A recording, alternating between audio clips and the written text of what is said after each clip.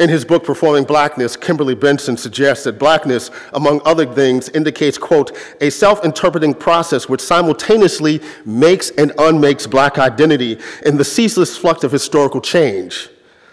Benson further queries, several animating tensions proliferate from the abiding debate on blackness. Is the self of blackness an empirical presence, a goal, or a necessary fiction to be ultimately discarded in the higher interests of communality? To this, Robert Reed Farr responds in his recent book, Won't You Go Black? Blackness marks a site of becoming rather than a locus of fixed tradition. Taking some license with Reed Farr's idea, which is perfectly fair in a feedback loop. What is this or what is that or this that we are becoming when we flee or when we stay? What is this locus of fixed tradition that Reed Farr so tries to extricate himself from? And I, for one, want to resist the temptation to respond in any literalities, except to further query, what does blackness look like, or sound like, or feel like, or more apropos to my concerns, what does blackness think like, if we were to factor the epidermal blackness out of the equation?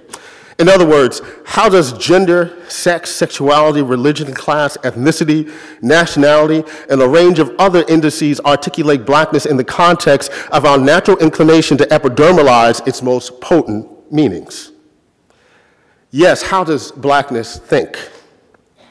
Blackness, which is always in conversation with its past, with its future, with its failure, its achievement, and with itself, something that is deep and abiding and devout. This need to return to the scene of the crimes as metaphor for escapisms, perhaps because we always must consider James in these conversations, as in the freedom to face the demons and the bodies buried by both our own and our own enemies on our own terms. In other words, there's nothing never to escape or to escape from without a fidelity to some place and somewhere and somehow. To make the thinking piece more explicit, and the genius of blackness is that this someplace and somewhere and somehow is not always a good place. Stuart Gorell might have had a woman named Georgia in mind, but when Ray Charles sings her, it can never be nothing but this place. This someplace and the somewhere and the somehow where so much blood is shed in the name of escape and freedom. Blood on the leaves, strange fruit swinging from trees, and the resonant beauty of the pastoral South, which for African Americans of Southern heritage animates the irony of loving aesthetically, philosophically, and spiritually, the very places and spaces that were the literal sites of our brutality. We always return. The South as a crawl space writ large for us to scribble on the walls. The crawl space as metaphor for laying on the cut. Damn, is that Moten again? Where the culture finds the freedom to critique, speak back to, admonish, celebrate, and love ourselves and our enemies, some of who are indeed ourselves. Blackness may prove too expansive for the marketplace, but finds freedom's desire, a hungering for something more than ourselves in the crawl spaces of our existence.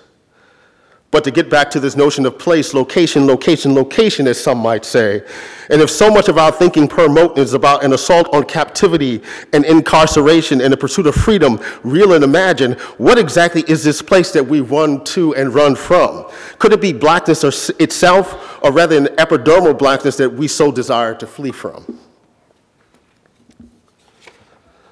Resisting the comfort of an epidermal blackness, that is to say, the potency of our skin color and the attendant fictions attached to the hierarchies of color that exist within such a conception of blackness, is akin to an outing of the essential black body and the innocent black subject that lay and lie at the feet of epidermal blackness. It should go without saying that there is no essential black body, though so much of the political power of blackness, particularly in the 20th century context, articulates such a thing, or else gatekeepers need not apply.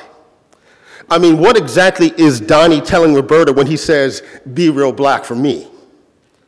But to argue that there is such a thing as an essential black body, which again only resonates in the politics of the epidermal, is to allow for a deviant black body, loosely translated as the niggers, the queers, the hip hoppers, to borrow from Kathy Cohen, that is absolutely necessary to erect an essential black body, that for real political purposes has to be constructed as an innocent black body. Reed Farr is right on this point. Quote, deviancy does not disrupt ontology. On the contrary, within even the most rigid social hierarchies, there nonetheless exists those many folds, tiers, points of peculiarity, and funniness that might be put in the service of both master and servant, man and woman, white and black. For there are no innocent bodies, and the continued investment in an innocent black body, one not stained by what Moten calls a production of the nonsensical. And I'm thinking specifically about Aunt Hester's scream, or the release of turret sounds that James releases on Papa Don't Take No Mess just after announcing that Papa beat the hell out of us. This investment in this innocent black body is a highly conservative project, literally conserving some notion of the purest and a purist black body that is more related to regulating, policing, and even incarcerating the dirty, funky, odorous business of the deviant black body. So R. Kelly has sex with underage girls. It's shame on him. But if R. Kelly was sexually abused as a child, it is shame on us. And thus our collective silence, adulation, and even protection of R. Kelly 35 years too late is the byproduct of our collective desires to render the shame of such abuse in our communities as the personal province of demons and victims, but never the essential black body. But this is a way too literal rendering of our shame.